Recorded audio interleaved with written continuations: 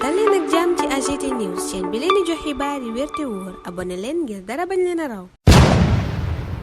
AGT News. Bismillah xeex baa ngay wéy diggante Ousmane Sonko nguurug Macky Sall gi réew mi quotidien dëggal ko ne buntuk parrainage bi lanu ni ràpp tëj Sonko jaaru ca ndax ba mu yabalee Ayib Daffé ngir mu jëlal ko fiche yenuy wutee parrainage dañ ko lànk jox waaye bañ tëjalee Sonko buntuk parrainage bi Guy Marius Sagna ak Birame Souleye réew mi ne ca palanteer ba lan jaar ñaari député Pastef yi itam dañoo yabal ay ndaw ñu wutali leen ay fiche ci seen tur Walf Quotidien ne ko du ñoom dong ndax Bassirou Diomaye Faye ak Abbas Fall ci yónnee nañu ñu wutal leen ay fiche yéenekaay bi ne kon Pastef duut na nguur gi paajal leen romb laas ne waaye DG seppi na seen kilifa Ousmane Sonko ndax ba mu yónnee ngir ñu wutal ko fiche de parrainage dañ ko lànk jox Le Quotidien ne kon Sonko amut fiche yor bi ne waaye Sonko jinax la daa bari pax ndax samp na Birame Souleye El Malick Ndiaye Abbas Fall Bassirou Diomaye Faye ak Guy Marius Sagna loola yéenekaay bi gis ne ab kurpeñ la bu Sonko dank rek dóor Macky Sall bés bi ne Sonko mooma ab trio la defar samp Guy Diomaye ak Birame Souleye candidat la ñu ci élection bi di ñëw Dame Mbodj ak Abbas Fall ci yéenekaay bi nee na wut nañu ay fiche parrainage démba ñoom ñoo ñàkk Ousmane Sonko ñoo fës ci xët gu njëkk Le Regard yéenekaay bi gis ne Pastef ci remontada gu mag la nekk maanaam yéegaat ca kaw gannaaw ba nguur gi jàppee ni daan na ko ba nuppi lànk gi nu lànk jox Ousmane Sonko fiche de parrainage nag duñ ko bàyyi mu sedd ndax Ayib Daffé ma Sonko yabaloon gannaaw ba mu ñaawloo lim tuddee apartheid électoral ci Vox Populi nee na altine bii nu dëkkmal daanu ko dabu ab recours lan fas yéene dugal Déthié Fall it ñaawlu taxawaay bi nguur gi am taxawaay bi Sonko am nag te mooy samp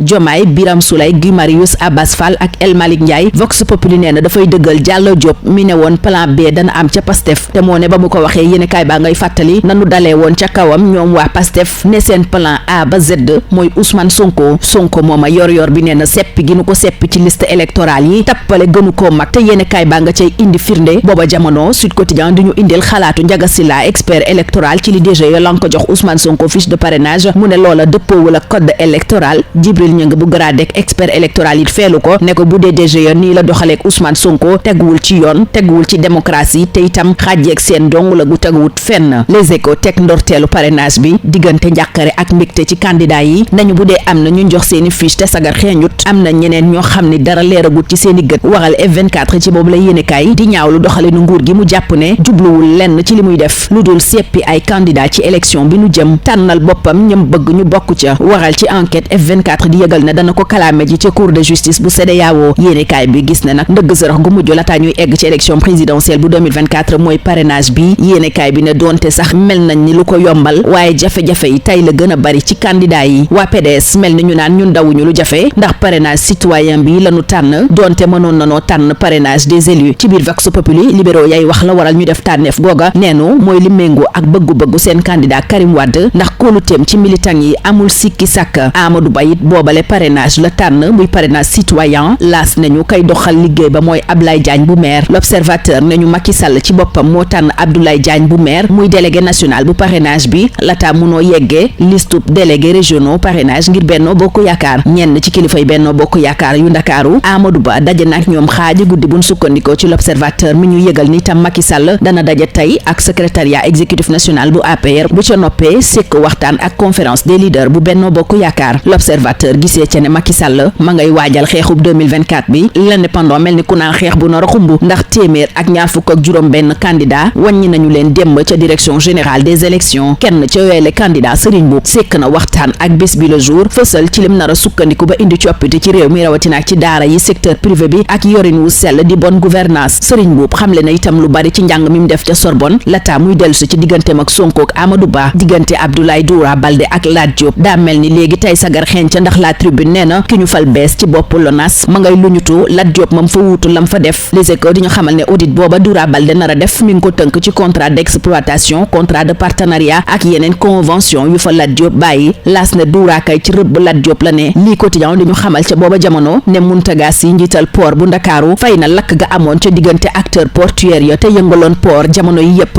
L'Observateur dellu si ca bus ban taaloon ca Yaraax te ñaari nit ñàkkoon ca seen bakkan ne ñu ñeenti nit jàpp nañ leen ca nettali nu nan leen jàppee xamal ñu ñooy ñan ak nanu defee woon ñaawteef googale démb la nu leen defeere ci àjjuma ji juróom-ñetti tuuma yu diis gann L'Obs nee na moom la nu ngàdd ci seenug loos waaye demagunu kaso ndax ñi ngi ci retour de parquet waaye yéenekaay bi ne bu nu mayuwul yëf yi dana gën a mitti ndax joxoñ nañ leen ci yeneen ñetti cong yuñ defee cocktail molotov kàddu yu doy waar yéen yëkkati muy firndeel ne ñoom ñoo def ñaawteef gi L'Observateur mi ngi nu koy yeggee yemook La Tribune di ñu xamal ne téeméer ak juróom-ñaar fukk ak ñetti migrants yu bawoo Sénégal yegg nañu Espagne ñaari gaal lañu waroon yéenekaay bi xayma itam ñeenti junni nit yu yegg ca Espagne googa ci weeru septembre gi réew mi quotidien itam yeggeenu boobale xibaar lataa munoo xibaar ne barigoog pétrole bu njëkk ñu ngi koy xaar ci atum 2024 ci Sénégal googa nag ubbiteeg l'école bi mu jëm La Tribune njàqare la ca gis fu mel ni Ziguinchor ndax école yu bari yanu yàqoon ak ki jàngalekat yu ne dafa manqué mbiram Ziguinchor mooma it le quotidien xëy ci ne lu jara jàngat la cas d'école la ko yéenekaay yu ma jambal jaañ bi tuddee ab entrepreneur bu tudd Abdoulaye Loum Libération ne teg nanu ko loxo ndax daa waroon defar ay cantine ngir 1xBet contrat wu juróom benn téeméeri million moo doxoon seen diggante waaye koppar yooya yéenekaay bi ne dañu ko ne doñeet sàcc entrepreneur ba nag ban ko tegee loxo Libération nee na dafa xamle ni ñeenti téeméer ak juróom-ñeent fukk ak juróom-ñeenti million ya directeur bu 1xBet ci boppam la ko jox stade booba jamono dinu jox turu gayndey Sénégal yi jongante tey jongante wu rëy ca Europe Mori bokk na ca Pape Matar Boulaye Crépin ak Iliman Kalidou Koulibaly moom stade ne dugal na bitam bu njëkk démb ak Al Hilal mam tegaat ca bopp jongante ba ca Saudi Pro League sunu lamb dikk ci jongante wi war a dox dimanche ji diggante Gora Sock ak Mama Lamine yéenekaay bi ne bés bu nar a tàng la weneen jongante wu tàng wu nuy xaar di war a dox diggante Eumeu Sène ak Tapha Tine yéenekaay wi laaj ban njeexital la wuute gi ci wàllu doole nar am fii ak ñuy am tontu li nekk leen ci jàmm ba altine inchallah. AGT News. Bonjour. Le démarrage des opérations de parrainage est à la une de l'actualité livrée par les journaux parus ce samedi 30 septembre 2023. Rewmi Quotidien renseigne que la Direction générale des élections a refusé de remettre au mandataire du candidat Ousmane Sonko les fiches de collecte de parrainage et en déduit que la DGE bloque Sonko à la porte. Mais Guy Marius Sagna et Birame Souleye Diop passent par la fenêtre. Les deux députés de PASTEF ont envoyé des mandataires récupérer des fiches en leur nom, nous apprend le journal du groupe Rewmi Network et le journal Le Regard voit une remontada car Sonko a été recalé certes par la DGE, mais Guy Marius Sagna, Bassirou Diomaye Faye et Birame Souleye Diop ont envoyé des mandataires pour recueillir des fiches de parrainage à la Direction générale des élections. Ayib Daffé lui annonce que dès lundi, un recours en vue de l'annulation de cette décision contre Ousmane Sonko sera déposé. En attendant, Sonko interdit de retirer une fiche de parrainage compose un trio, renseigne Bisbi Le Jour, qui signale Guy, Diomaye et Birame Souleye candidats. Dame Mbodj et Abbas Fall ont aussi fait retirer des fiches, souligne Bisbi Le Jour, mais Sonko lui et sans fiche persiste Le Quotidien qui souligne que la DGE aurait refusé de remettre le document à son mandataire. La DGE exclut Sonko, titre par conséquent l'AS et les Échos revenant sur cette journée de retrait des fiches de parrainage pour la présidentielle de 2024 à la DGE la rapporte entre inquiétude et satisfaction. Le F24 pour sa part dénonce une législation antidémocratique et pointe la volonté du gouvernement d'éliminer des candidats. Ayib Daffé, mandataire d'Ousmane Sonko, lui dénonce dans Vox Populi un apartheid électoral et annonce un recours. Déthié Fall aussi réagit au refus de remettre au mandataire d'Ousmane Sonko une fiche de parrainage condamnant une énième forfaiture. Mais Diomaye, Birame Souleye, Guy, Abbas Fall et El Malik se positionnent. Ils ont envoyé leur mandataire retirer les fiches de parrainage, nous apprend ce journal, qui en déduit que Diallo Diop avait bien vu venir ce plan B à l'ex-Pastef. Il avait théorisé un plan B avant d'essuyer un tir de barrage des Pastefiens pour qui les plans d'A à Z sont Sonko, note ce journal. Dans le journal Sud Quotidien qui nous apprend également que la DGE a invalidé Ousmane Sonko, Diaga Sylla du Select, expert électoral, soutient que ce refus n'est pas conforme aux dispositions du code électoral. Si le refus de la DGE est établi, il est manifestement illégal, antidémocratique et discriminatoire, renchérit Djibril Ning du GRADEC, expert électoral également. Au même moment, le F24 annonce dans Enquête la saisine de la Cour de justice de la CEDEAO. Ce journal nous apprend qu'Abbas Fall, numéro 2 de PASTEF, est candidat à la présidentielle, idem pour Dame Mbodj. Et les candidatures de Diomaye Faye, Guy Marius Sagna, Abbas Fall, Birame Souleye Diop et El Malik Ndiaye constituent aux yeux de Yor Yorbi un coup de génie de Sonko et un coup de jarnac contre Macky Sall. Le même Macky a convoqué le CN de l'APR aujourd'hui, si on en croit les Échos, qui souligne une première réunion du secrétariat depuis plus de 3 mois et le premier secrétariat aussi depuis qu'il a porté son choix sur Amadou Ba. Amadou Ba qui a rencontré nuitamment des responsables Benno Bokk Yakaar de Dakar selon l'Obs qui nous apprend que Macky convoque ses conseils de guerre avec la réunion du CN de l'APR et celle de la conférence des leaders de Benno Bokk Yakaar. L'Obs informe par ailleurs que Macky Sall a choisi Abdoulaye Diagne du maire comme délégué national au parrainage avant de dévoiler la liste des délégués régionaux. Pendant ce temps, l'Indépendant Cependant, nous apprenons que le PDS a lancé une vaste opération de collecte de parrainage citoyen et ce journal signale à l'issue du démarrage de la campagne de parrainage 126 candidats déclarés à l'élection présidentielle. Candidat déclaré aussi à cette élection, Serigne Mboup dévoile ses clés du changement dans Bisbi le jour où il parle de son programme pour les Dara, le secteur privé, la bonne gouvernance entre autres. Serigne Mboup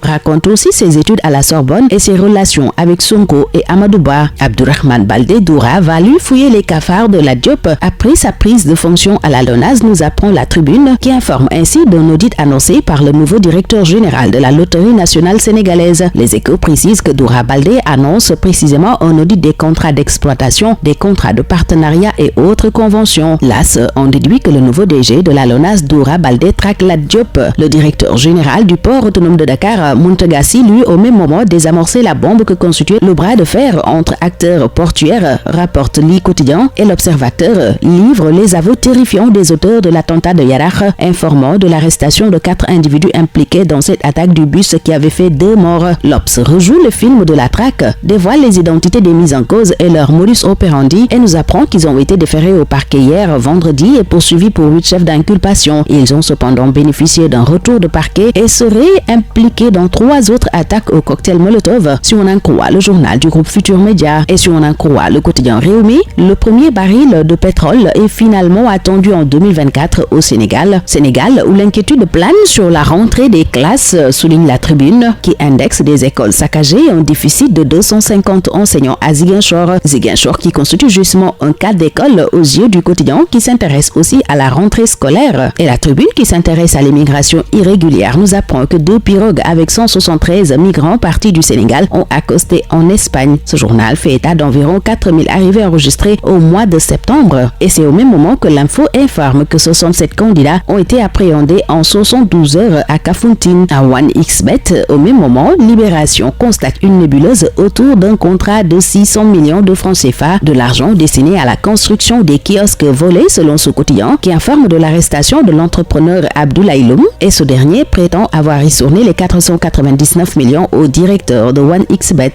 En attendant d'y voir plus clair, dans Le Soleil, Baba Mal, auteur, compositeur, ambassadeur de bonne volonté de l'ONU, dévoile ce dont nous avons besoin dans une interview avec l'astre de Anne, pendant que Stade présente à sa une des Lions qui jouent gros ce week-end en Europe et cite Mouri, Pape Matar, Boulaye, Crépin, Iliman. Koulibaly, lui, a marqué son premier but avec Al Hilal, qui le remet sur le trône en Saudi Pro League, où Habib Diallo est resté muet hier. Pour demain dimanche, Sunulamb annonce une première journée sous haute tension avec le combat Gorasok Mama Lamine. Sunulamb se penche par ailleurs sur l'affiche Emerson Tafatine et se demande si la différence de poids sera-t-elle un avantage. En attendant d'avoir la réponse, je vous souhaite une très bonne lecture et une excellente journée. AGT News.